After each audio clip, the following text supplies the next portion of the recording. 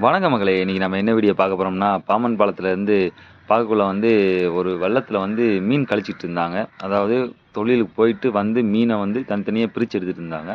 இப்ப மேலேருந்து பார்க்கக்குள்ள அது சால மீன் மாரி தெரிஞ்சுச்சு. ஆனா கொஞ்சம் நெறைய மீன் வந்திருக்கும் போல. ஆனா அந்த ஒரு போட்ல மட்டும் தான் மீன் அதிகமா கழிச்சிட்டு இருந்தாங்க. மத்த போட்ல ஃபுல்லா மீன ஃபுல்லா தெருவெடுத்து வித்துட்டாங்க. சரி அது என்ன மீனு அப்படின்னு சொல்லிட்டு, நம்ம கீழ போய் வீடியோ எடுக்க போவோம் அப்படின்னு சொல்லிட்டு நம்ம கீழ போனோம்.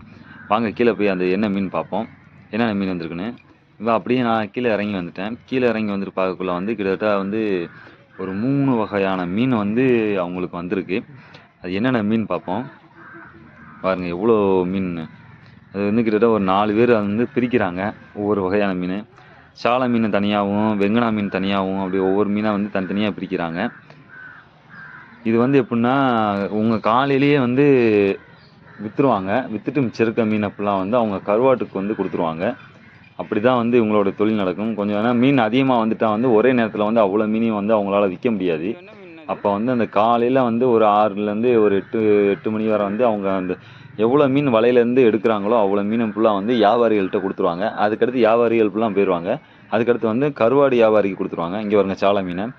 எவ்வளோ சால மீனு. அதுலேருந்து தனித்தனியா பறக்கிட்டு இருக்காங்க. தெளிவா எடுத்துட்டு இருக்காங்க. பாருங்க இன்னமும் மீன் கிடக்கு. அவங்க தனித்தனியா என்ன தட்டிட்டு இருக்கா பாருங்க. இன்னும் அந்த போட்ல எவ்வளோ மீன் கிடக்குன்னு பாருங்க. வாங்க ஃபுல் வீடியோ பார்ப்போம். இதுக்குள்ள என்னென்ன இருக்குன்னு.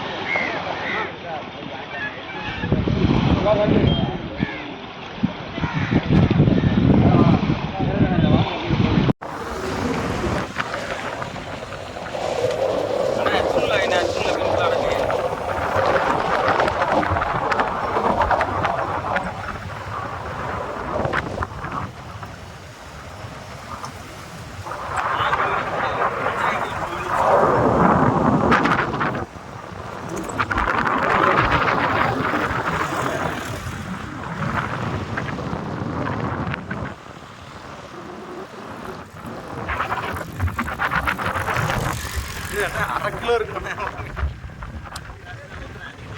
அரை கிலோ இருக்கு. 3/4 கிலோ இருக்குமா?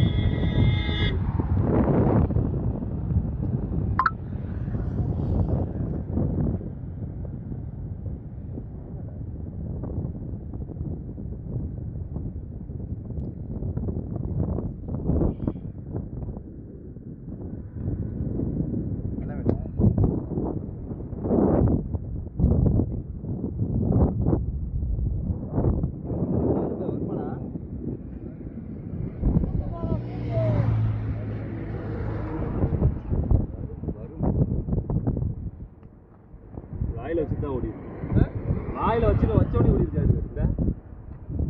இது 1/2 கிலோ வராது. இது கட்டே